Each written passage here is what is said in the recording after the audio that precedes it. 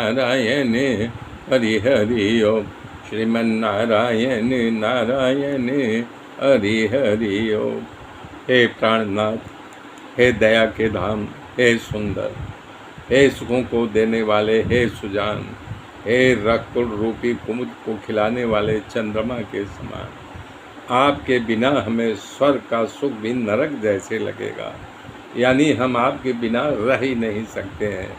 माता पिता, भाई बहन, प्रिय परिवार, मित्रों का समुदाय, सासू ससुरा, गुरु सज्जन, बंधु बांधव, सहायक और सुंदर सुशील सुख देने वाला पुत्र, हे नाथ, कहाँ तक कहूँ। जो स्नेह के संबंध में जितने संबंध आते हैं सब आपके बिना फीके हैं। बिना आपके मुझे कुछ अच्छा नहीं लगेगा।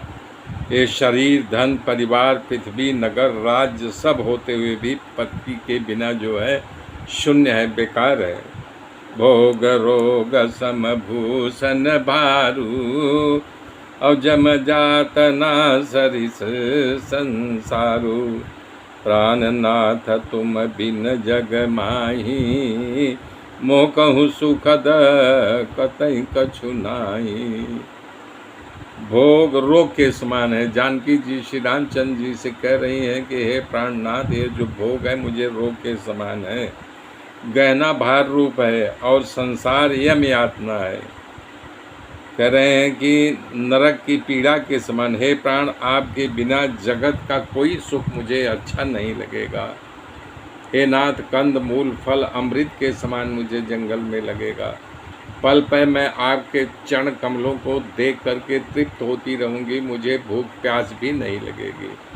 हे नाथ, आप बन के सभी सुखों का और बन के सभी दुखों का बखान करके उसके बारे में कहा जो संताप देने वाले हैं, परंतु हे कृपा निधान, सब मिल कर के आपके वियोग के सामने फीके हैं। यानी ये हमें कुछ नहीं मार पाएगा, आपका वियोग ही मुझे मार देगा। हे सुजान शिरोमणि, मुझे साथ ले लो, न छोड़ो। हे स्वामी, मैं अधिक विनती क्या करूं, आप करुणामय हो, आपके सबके हृदय में वास करते हो। आपके बिना मैं एक पल भी जी नहीं सकती हूँ। आपके चरण का मार्ग में चलते चलते मैं देखती रहेंगी और देखते देखते मुझे कोई थकान नहीं लगेगी, कोई पीड़ा नहीं होगी। आपके पीछे पीछे आपका मार्गदर्शन करते रहेंगे, आपके पीछे पीछे चलती रहूँगी और आपके थकान को भी हर लूँगी।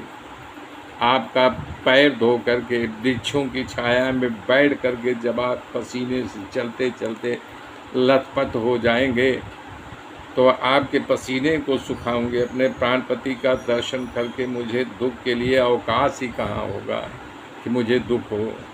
ऐसा करके सीता जी बहुत व्याकुल हो गई। वियोग जैसे उनको अभी घेर लिया हो। वियोग शब्द को सुन नहीं पाती थी, वो तैयार ही नहीं हो रही थी, इतनी व्याकुल हो गई।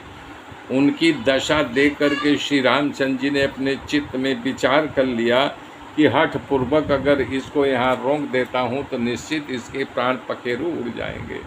मेरे मित्र मेरे साथ बने रहिए, आगे की गाथा फिर मैं जोड़ूंगा। तब तक के लिए जय श्री राम, जय श्री